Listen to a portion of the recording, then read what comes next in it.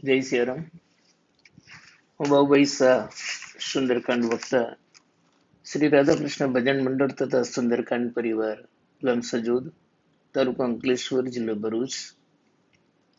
મારા વાલા ભક્તો, આપ સૌ સુંદરકાંડના માધ્યમથી મને જરૂર જાણતા હશો. છેલ્લા 10 વર્ષથી સંગીતમય સુંદરકાંડના પાઠ આપણે કરતા આવ્યા છીએ. આજ દિન સુધીમાં અમારા મંડળ થકી, જેમાં 10 સભ્યોનું મંડળ છે, એમના બધાના સહકારથી 1300 જેટલા સંગીતમય સુંદરકાંડના જાહેરમાં પાઠ કરી શક્યા છે. એનો અમને ખૂબ આનંદ છે. લોકડાઉન પછી ઘણા સમય ફરી આપણે મળ્યાનો ખૂબ આનંદ છે. સુંદરકાંડના માધ્યમથી આપ સૌ સાથે આત્મીયતા જળવાયેલી છે. લોકડાઉનનો ઘણો સમય નીકળી ગયો. કોરોના જેવી મહામારીએ દેશ વિદેશમાં સારો એવો વાયરસ ફેલાવ્યો. દરેક લોકોને આર્થિક પરિસ્થિતિ અને સ્વાસ્થ્યની ચિંતા પણ સતાવી રહી છે.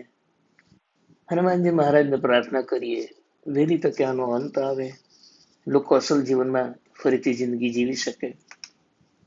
વાલા ભક્તો, આમ તો આપણે ઘણા વર્ષોથી સંગીતમય સુંદરકાંડના પાઠ કરી ભક્તિમય જીવનમાં હનુમાનજીની કૃપાનો લાવો લઈ રહ્યા છીએ. આ લોકડાઉન દરમિયાન ઘણીવાર વિચાર આવ્યો કે કંઈક નવું કરીએ. આ દિન સુધી આપણે સુંદરકાંડ ફક્ત ચોપાઈઓ, દોહા, છંદ દ્વારા સંગીત સાથે ગાઈને સામૂહિક આનંદનો લાભ લેતા હતા. હવે એવો વિચાર આવ્યો કે સુંદરકાંડની ચોપાઈઓ, દોહા, છંદનો ભાવાર્થ સમજીએ તો ખરેખર સુંદરકાંડ શું છે એનો પૂરેપૂરો ખ્યાલ આવી શકે. આમ તો જેઓ રામચરિત માનસની કથા વાંચે છે, સાંભળે છે અથવા ટીવી સિરિયલ દ્વારા રામાયણ નિહાળે છે, એમને તો આ સુંદરકાંડના પ્રસંગો વિશે ખ્યાલ હશે જ. પણ જો નથી જાણતા એમના માટે આ સુંદરકાંડ અનુવાદ સાથે સમજવાનું સુગમ પડશે. એ હેતુથી સુંદરકાંડ ચોપાઈઓ, દોહા, છંદ ભાવાર્થ સાથે તથા એને લગતા પ્રસંગો સાથે કહેવાનો મારો નમ્ર પ્રયાસ છે. હું માનું છું આપ સૌને હનુમાનજીના ચરિત્રના પ્રસંગો સાંભળવા ખૂબ ગમશે. તો સૌ પ્રથમ તો સુંદરકાંડ શું છે, એનું મહત્વ શું છે, કેમ લોકો સુંદરકાંડના પાઠ બહુ કરે છે, એ વિશે થોડી ટૂંકમાં વાત કરીશું. સુંદરકાંડ એ રામચરિત માનસનો 5મો કાંડ છે, 5મું સોપાન છે. રામાયણના 7 કાંડોમાંનો 5મો કાંડ એ સુંદરકાંડ છે. પહેલો બાલકાંડ, બીજો અયોધ્યાકાંડ, ત્રીજો અરણ્યકાંડ, ચોથો કિષ્કિંધા કાંડ, 5મો સુંદરકાંડ, છઠ્ઠો લંકાકાંડ અને 7મો ઉત્તરકાંડ છે. આ 7 કાંડોમાં 5મો કાંડ સુંદરકાંડનું રામચરિત માનસમાં વિશેષ સ્થાન બતાવ્યું છે. કેમ કે સંત શ્રી ગોસ્વામી તુલસીદાસે કહેવાય છે કે પ્રથમ 4 કાંડ લખ્યા પછી 5મો કાંડ સુંદરકાંડ હનુમાનજીની ઉપસ્થિતિમાં લખ્યો છે. હનુમાનજી મહારાજની પરગમ ગાથા, જીવન ચરિત્રનું વર્ણન લખવામાં આવ્યું છે. એટલે આ કાંડનું નામ પણ સુંદરકાંડ રાખવામાં આવ્યું છે. એમાં બધું જ સુંદર છે. રામ સુંદર છે, સીતા સુંદર છે, હનુમાનજી સુંદર છે, કથા સુંદર છે. સુંદરે સુંદરી સીતા, સુંદરે સુંદર રામ, સુંદરે સુંદરી કથા, કિમ ન સુંદરમ. બધું જ સુંદર છે. બીજું એમ પણ કહેવાય છે કે હનુમાનજી જ્યારે સીતાજીની ભાળ કરવા લંકા ગયા તો સીતાજીને અશોક વાટિકામાં રાખવામાં આવ્યા હતા. લંકા નગરી ત્રિકૂટ નામના પર્વત પર વસેલી છે. આ ત્રિકૂટ પર્વત પર અન્ય 3 નાના પર્વતો ટેકરી આવેલી છે, જેમાં સુબેલ પર્વત, જ્યાં રાક્ષસોનો નિવાસ આવેલો છે, બીજો નીલ પર્વત, જ્યાં રાવણનો નિવાસ છે, અને ત્રીજા પર્વતનું નામ છે સુંદર. આ પર્વત પર અશોક વાટિકા આવેલી છે અને આ અશોક વાટિકામાં જાનકી સીતાજીને પ્રથમવાર હનુમાનજી મળ્યા હતા. એટલે પણ આ સુંદર પર્વત પરની પ્રથમ મુલાકાત થયેલી હોવાથી પણ આ કાંડનું નામ સુંદરકાંડ રાખવામાં આવ્યું છે. હનુમાનજીની અદ્ભુત ચરિત્રની ગાથા આ કાંડમાં વર્ણવેલી છે. આ પાઠનું ગાન કરવાથી હનુમાનજીની વિશેષ કૃપા ભક્તો પર ઉતરે છે. કોઈ ગામ કે કોઈ શહેર એવું ન હોય જ્યાં હનુમાનજીનું મંદિર કે નાની ડેરી ન હોય, અને દરેક જ્ઞાતિના લોકો હનુમાનજીની ભક્તિ કરતા જોવા મળે છે. આજે ઘણા જ્યોતિષીઓ પંડિતો પણ સુંદરકાંડ કરવાની સલાહ આપે છે. સંસારમાં કોઈ વ્યક્તિ એવો ન હોય જેને કોઈ પણ તકલીફ ન હોય. કળિયુગમાં હાજરા હજુર હનુમાનજી આજે પણ પૃથ્વી પર જીવંત છે. 7 ચિરંજીવી દેવોમાં એમનું સ્થાન છે. અશ્વત્થામા બલિ વ્યાસો હનુમાનશ્ચ વિભીષણ કૃપા પરશુરામશ્ચ સપ્તૈત ચિરંજીવિનાઃ. શાસ્ત્રમાં લખ્યું છે આ 7 દેવો વિશે જે આજે પણ જીવંત છે. અશ્વત્થામા બલિરાજા, વ્યાસમુનિ, વિભીષણજી, કૃપાચાર્યજી, પરશુરામજી અને હનુમાનજી. આ 7માં હનુમાનજીનું સ્થાન પણ ચિરંજીવી છે, હાજરા હજુર છે. આજે પણ પૃથ્વી પર ભ્રમણ કરે છે. જ્યાં પણ આવી રામકથા ગવાતી હોય, સુંદરકાંડ જેવી ઉપાસના થતી હોય, ત્યાં હનુમાનજી મહારાજની કોઈને કોઈ સ્વરૂપે અવશ્ય હાજરી અવશ્ય જોવા મળે છે. એનો પણ એક પુરાવો પૂજ્ય મોરારી બાપુએ મુંબઈની કથામાં કહ્યો હતો. મને ઈચ્છા થાય છે કે હું એ આપને એક નાના દ્રષ્ટાંત રૂપે તમને કહી સંભળાવું. એક જગ્યાએ રામકથા ચાલતી હતી. શાસ્ત્રીજી કથાની શરૂઆતમાં હનુમાનજીનું આહવાન કરતા અને ગાતા, આઈ હનુમંત બિરાજીએ, કથા કહું મતિ અનુસાર, પ્રેમ સહિત ગાદી ધરું, પધારો પવન કુમાર. આમ રોજ હનુમાનજી માટે આસન રાખતા અને આહવાન કરતા. એ કથામાં એક વકીલ શ્રી રોજ કથા સાંભળવા આવતા. એમને વિચાર આવ્યો કે શાસ્ત્રીજી કથાકાર વક્તા શ્રી રોજ ગાદી મૂકી હનુમાનજીનું આહવાન કરે છે, તો શ્રી હનુમાનજી ખરેખર બિરાજતા હશે, આવતા હશે? આમ દરરોજ મનમાં મથામણ ચાલતી. 1 દિવસ, 2 દિવસ, 3 દિવસ, 4 દિવસ, હવે વકીલની ધીરજ રહી નહીં. એટલે 5મા દિવસે સાંજે કથા પૂરી થતા વકીલે શાસ્ત્રીજીને પૂછી નાખ્યું કે શાસ્ત્રીજી, મારા મનમાં સંદેહ છે. આપ હનુમાનજીને આમંત્રણ આપો છો તો શ્રી હનુમાનજી મહારાજની હાજરી હોય છે? શાસ્ત્રીજી કહે, જવા દો ને વાત, આ તો શ્રદ્ધાનો વિષય છે. વકીલે જીદ કરી કહ્યું, શાસ્ત્રીજી તમારે એનું પ્રમાણ તો આપવું પડશે, નહીં તો આહવાન કરવાનું બંધ કરી દો. વકીલ કહેવાય ને. એટલે શાસ્ત્રીજીને થયું હવે વાત જીત પર ગઈ છે તો પ્રમાણ તો આપવું પડશે. હનુમાનજીએ મનોમન પ્રાર્થના કરી અને પછી વકીલને કહ્યું, એક કામ કરો, કાલે સવારે કથાની શરૂઆત પહેલા આવજો અને આ આસન જે મૂક્યું છે ગાદી ઉચકી જોજો, અને કથા શરૂ થાય પછી હું જણાવું ત્યારે ગાદી ઉચકી જોજો, તમને એનું પ્રમાણ મળી જશે. વકીલ કહેવાય ને. એમણે મનમાં વિચાર કર્યો, શાસ્ત્રીજી કઈ ગાદી સાથે ચેડા તો ન કરે ને, કઈ જાદુ તો ન કરે ને. ફરી શંકા વ્યક્ત કરી એટલે શાસ્ત્રીજીએ કહ્યું, તમે હમણાં ગાદી તમારા ઘરે લઈ જાઓ, કાલે સવારે આવો ત્યારે લેતા આવજો. તો વકીલને પણ આ વાત યોગ્ય લાગી. એમણે એમ જ કર્યું. ગાદી લઈ ગયા અને બીજા દિવસે સવારે કથાના સમય પહેલા આવી ગયા. વકીલને પણ પરીક્ષા લેવાનો આનંદ આવતો હતો. આજે હજારોની સંખ્યામાં લોકોની ઉપસ્થિતિમાં શાસ્ત્રીજીનો ભાંડો ફૂટી જશે. પણ વકીલ કહેવાય ને. પાછો શાસ્ત્રીજીને સવાલ કર્યો કે આપ કહો છો એ પ્રમાણે હનુમાનજીની હાજરી ન થાય તો શું? એટલે આપણે શરત રાખવી પડશે. શાસ્ત્રીજીએ ફરી હનુમાનજીને મનોમન પ્રાર્થના કરી, એ દાદા, બધા વચ્ચે આજે ઇજ્જતનો તારી અને મારી બંનેની ઇજ્જતનો સવાલ છે. તું જાણે, હનુમાનજી મેં તારી પર છોડી દીધું. શાસ્ત્રીજી કહે, મંજૂર. જો આસન ભારે ન થાય તો હું હાજરી ન થાય તો આ વ્યાસપીઠ છોડી કથા કહેવાનું બંધ કરી તમારે ત્યાં ચપરાસીને નોકરી કરીશ. હવે વકીલનો વારો. એને કહ્યું કે જો હું હારી જાઉં તો હું પણ વકીલાત છોડી ભક્તિનો માર્ગ અપનાવી તમારી સાથે જોડાઈ જઈશ. અને બંનેની શરત મંજૂર રખાઈ. રોજના ક્રમ પ્રમાણે શાસ્ત્રીજીએ કથાની શરૂઆતમાં હનુમાનજીનું આહવાન કર્યું. આઈએ હનુમંત વિરાજીએ, કથા કહું મતિ અનુસાર, પ્રેમ સહિત ગાદી ધરું, પધારો પવન કુમાર. કથા શરૂ થઈ. 1 કલાક વીત્યો. પછી શાસ્ત્રીજી હનુમાનજીને પ્રાર્થના કરી, વકીલને ગાદી ઉંચકવા કીધું. પણ આ શું? હનુમાનજીના ચમત્કાર તો જુઓ. વકીલ ગાદી ઉંચકવા ગયા તો ઉંચકવાની વાત તો બાજુ રહી, પણ ખસેડી પણ ન શક્યા. થાકી ગયા. અંતે હાર કબૂલ કરી અને હનુમાનજીની ગાદીએ તથા શાસ્ત્રીજીના પગે પડી માફી માંગી હનુમાનજીની હાજરીની અનુભૂતિ થઈ ગઈ. શરત પ્રમાણે વકીલાત છોડી દીધી અને શેષ જીવન શાસ્ત્રીજી સાથે રહી ભક્તિમય જીવન જીવવા લાગ્યા. તો વાલા ભક્તો, આ છે હનુમાનજીની હાજરીની કથા.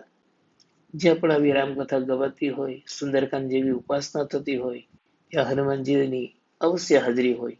પણ ક્યારે? આપણે શ્રદ્ધાથી પાઠ કરતા હોય, ભક્તિ કરતા હોય, તો આપણને પણ અનુભૂતિ થયા વિના રહેતી નથી. અમે પણ ઘણીવાર હનુમાનજીની કૃપાની અનુભૂતિ કરી છે. હનુમાનજીને આપણે ઘણા બધા નામોથી ઓળખીએ છીએ.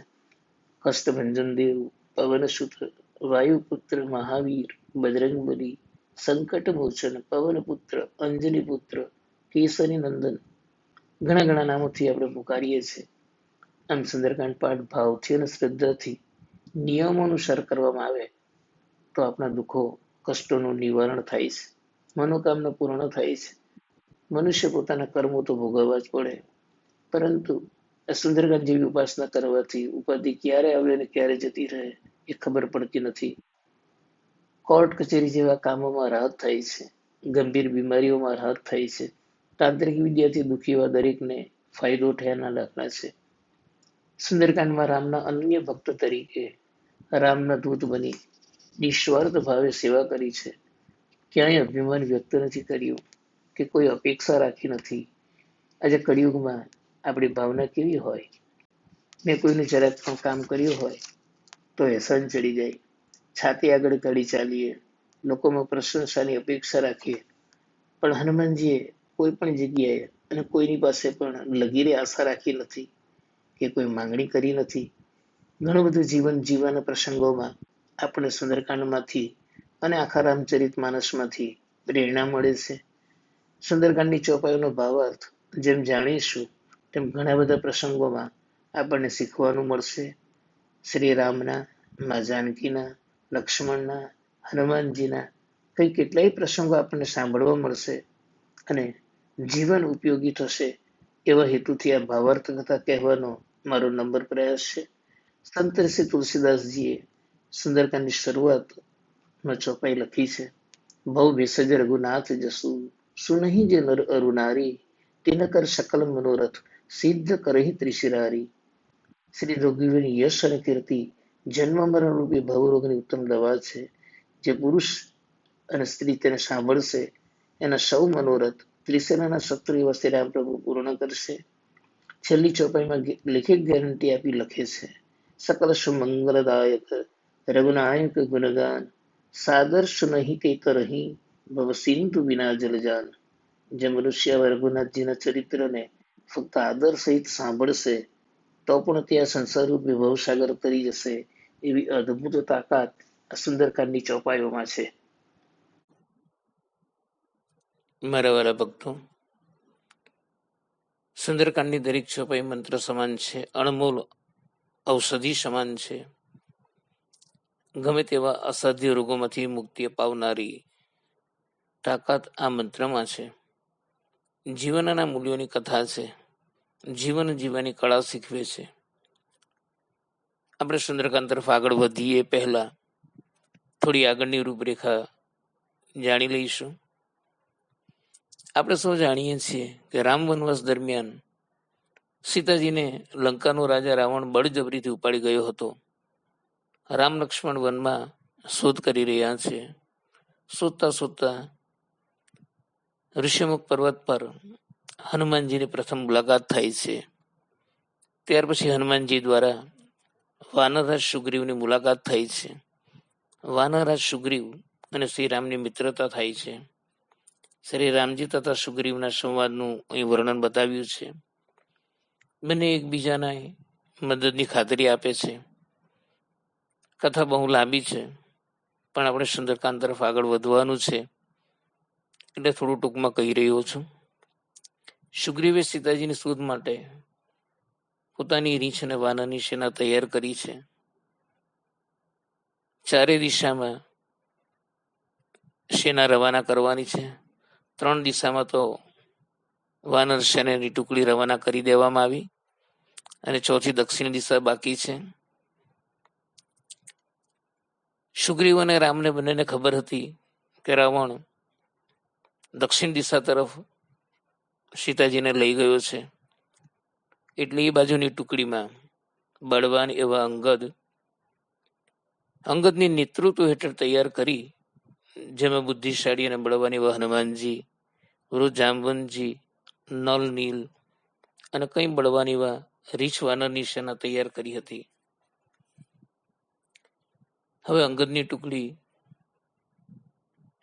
લંકા તરફ જવા માટે સમુદ્ર કિનારે આવી પહોંચી છે. અહીંયાથી કિષ્કિંધાના 29મા દુહાની શરૂઆત થાય છે. આપણે સૌ પ્રથમ ગણપતિજીના 2 શ્લોક બોલી હનુમાનજીને પ્રાર્થના કરી, હનુમાનજીનું આહવાન કરી અને કિષ્કિંધાના 29મા દોહાની ચોપાઈ ગાઈ લઈશું. હાલમાં આપણે સંગીત વિના જ ભાવાર્થ કથા ગાવાની છે. ભવિષ્યમાં સંગીતમય સુંદરકાંડ ભાવાર્થ કથા ગાવાનું આયોજન કરવાનું વિચાર્યું છે. ગણપતિ મહારાજ કી જય. પવન સુત હનુમાનજી મહારાજ કી જય. શ્રી રામચંદ્ર ભગવાન કી જય. શ્રી તુલસીદાસજી મહારાજ કી જય. વિઘ્નેશ્વરાય વરદાય સુરપ્રિયાય લંબોદરાય શકલાય જગદહિતાય નાગાનનાય શ્રુતિયજ્ઞ વિભૂષિતાય ગૌરીસુતાય ગણનાથ નમો નમસ્તે. વક્રતુંડ મહાકાય સૂર્યકોટી સમપ્રભ નિર્વિઘ્नं કુરુ મે દેવ સર્વકાર્યેષુ સર્વદા. ગણપતિ મહારાજ કી જય. ઓમ નમો હનુમતે ભયભંજનાય સુખમ કુરુ ફટ સ્વાહા. ઓમ શ્રી પરમાત્મને નમઃ. પ્रणव पवन कुमार खलबन पावक ज्ञान घन जासुर दयागार बस ही राम सर चाप धर. बलि बांधत प्रभु बाढ़ सो तनु बरनि न जाई उभय गरी महदीन ही सात प्रदक्षिण धाई.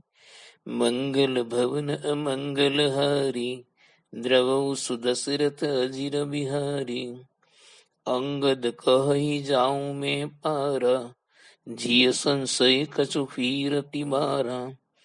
जामवंत कह तुम सब लायक पठय किमी सब ही कर नायक.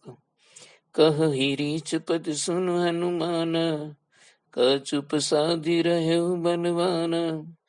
पवन तनय बल पवन समाना बुद्धि विवेक विज्ञान निधाना.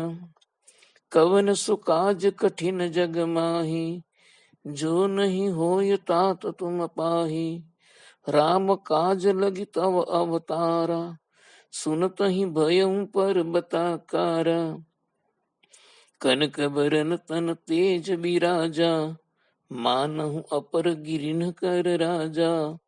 सिंहनाद करि बारहि बारा लीलहि नागौ जल निधि खारा. सहित सहाय रावण ही मारी आनहु इहा त्रिकूट उपारी. जामवंत में पूछऊं तो ही उचित सिखावनु दीजहु मोहि. इतना करहु तात तुम जाई सीत ही देखी कहूँ सुधि आई. तब निज भुज बल राजीव नैना कौतुक लागी संग कपिसेना. कपिसेन संग संगारि निशिचरी राम सीत ही आनिए. त्रैलोक पावन सुजस सुर मुनि नारदादि बखानिए. जो सुनत गावत कहत समुझत परम पद नर पावई. रघुबीर पद पाठोज मधुकर दास तुलसी गावई. बहुभी सज रघुनाथ जसु सुनहि जे नर अरु नारी तिन कर सकल मनोरथ सिद्ध करहि त्रिशिरारी नीलोत्पल तन श्याम काम कोटि शोभा अधिक सुनियता सुगुण ग्राम जासु नाम अग खग बधिक मंगल भवन अमंगल हारी द्रवौ सुदशरथ अजिर बिहारी। प्रणव पवन कुमार खलबल पावक ज्ञान घन जासु हृदयागार बसहि राम सर चाप धर। સૌ પ્રથમ તુલસીદાસે પરમ કૃપાળુ પરમાત્માને વંદન કર્યા. ત્યાર પછી શ્રી રામના દિલને હૃદય રાખી વંદન કર્યા. પવન સુત હનુમાનજીને પ્રણામ કર્યા. હવે આગળ જોઈએ. બલિ બાંધત પ્રભુ બાઢ્યું સો તનુ બરની ન જાય ઉભય ગરીમ દીન શાત પ્રદક્ષિણ થાય. આ બાજુ અંગદની સેનામાં મથામણ ચાલી રહી હતી. કોણ આ 100 યોજનનો એટલે કે 400 ગાઉનો દરિયો પાર કરી લંકામાં પહોંચી શકશે? બલિ બાંધત પ્રભુ બાઢ્યું શું તનુ બરની ન જાય ઉભય ગરી મહદીન શાત પ્રદક્ષિણ થાય. વડીલ જામવંતજી હતા. એમણે કહ્યું, ભાઈઓ, મારી હવે ઉંમર થઈ છે એટલે મારાથી દરિયો લાંઘવો શક્ય નથી. બાકી જ્યારે હું યુવાન હતો ને ત્યારે તો વામન અવતારમાં પ્રભુ જ્યારે વિરાટ સ્વરૂપ ધારણ કરીને બલિને બાંધવાનો પ્રયત્ન કરે છે ત્યારે તો સહજમાં પૃથ્વીની 7 પ્રદક્ષિણા કરી નાખી હતી. પણ હવે ઉંમરના કારણે સમુદ્ર પાર કરવો મારાથી શક્ય નથી. અંગદ કહી જાઉં મેં પારા જીય સંશય કછું ફીરતી બારા.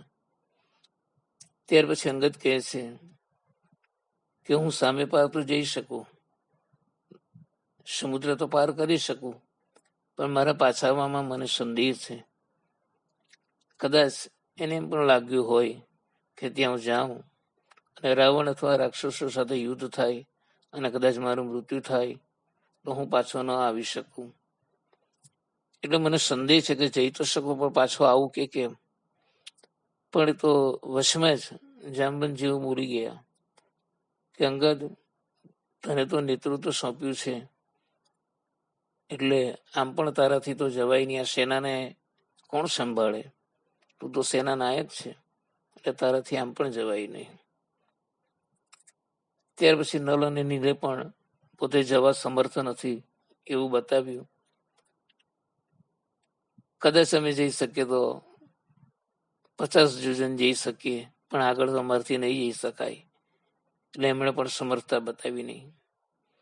હવે વારો હનુમાનજીનો. પણ હનુમાનજી છે ક્યાં?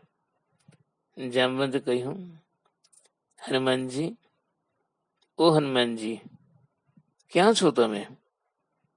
કેમ દેખાતા નથી?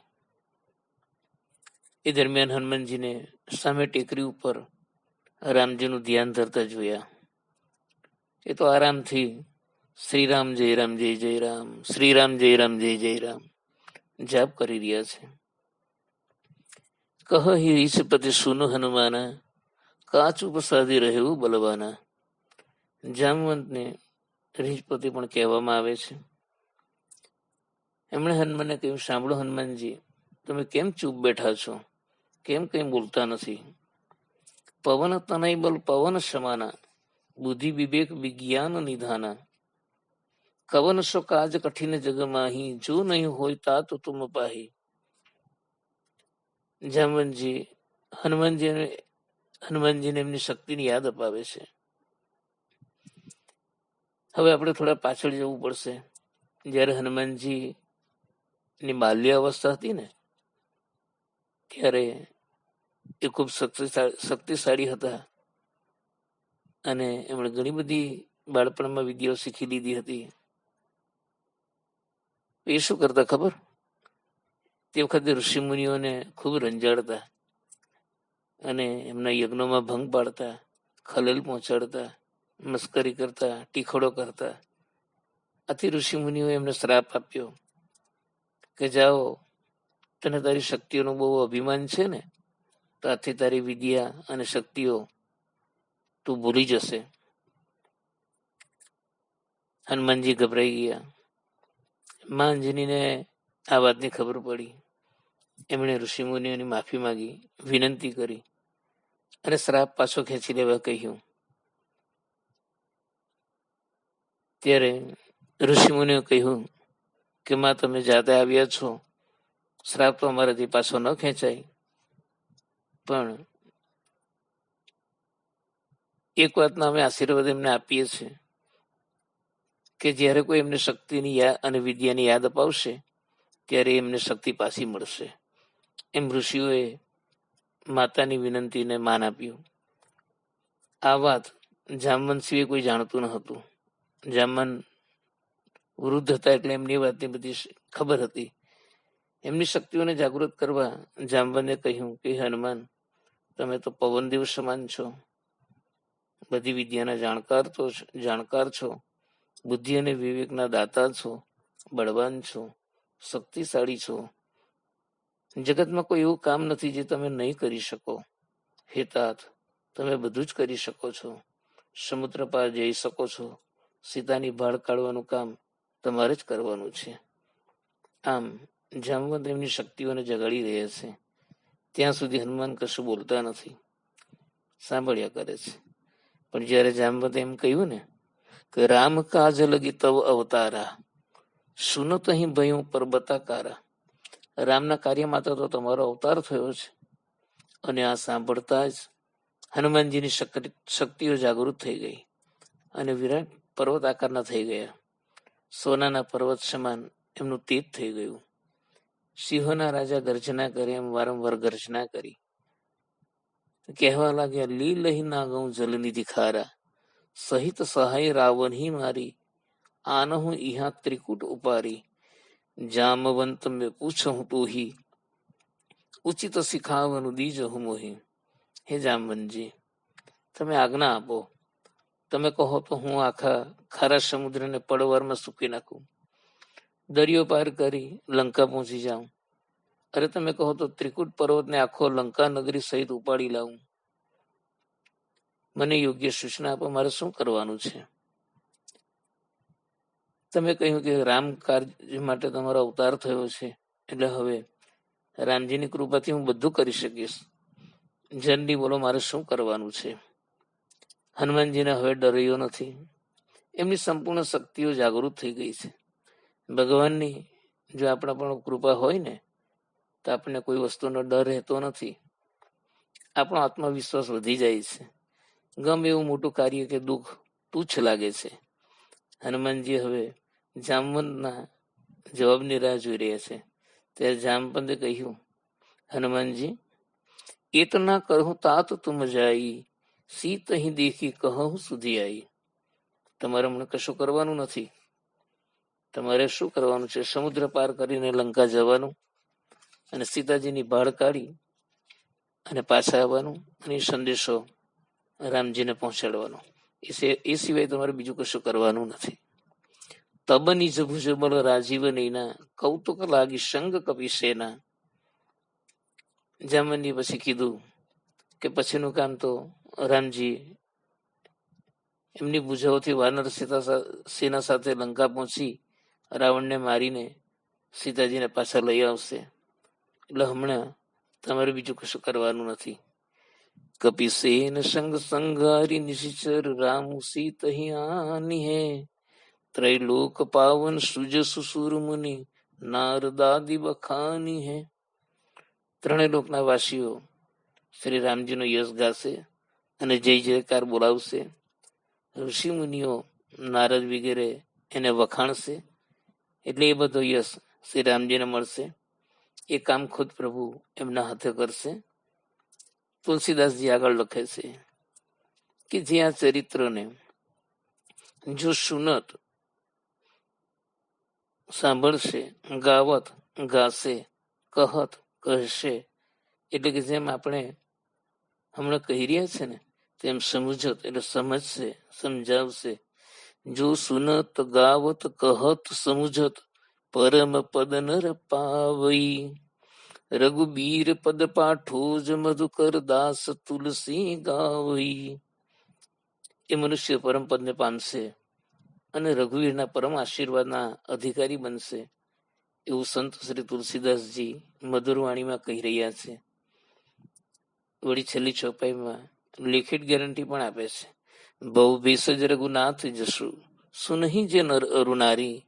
તિન કર શકલ મનોરથ સિદ્ધ કરહી ત્રિશિરારી. શ્રી રઘુવીરના યશ અને કીર્તિ જન્મ મરણ રૂપી ભવરોગની ઉત્તમ દવા છે.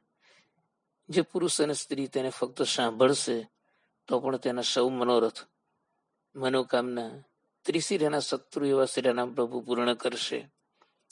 અને નીલોત્પલ તન શ્યામ કામ કોટી શોભા અધિક. શૂન્યતા સુગુણ ગ્રામ જાસુ નામ અગ ખગબધિક. આમ તુલસીદાસજી લિખિત ગેરંટી આપી જણાવે છે સુંદરકાંડની તાકાત. આમ કિષ્કિંધા કાંડના દોહા નંબર 29 થી સુંદરકાંડની શરૂઆત થઈ જાય છે. પ્રાથમિક તૈયારીઓ થઈ ગઈ.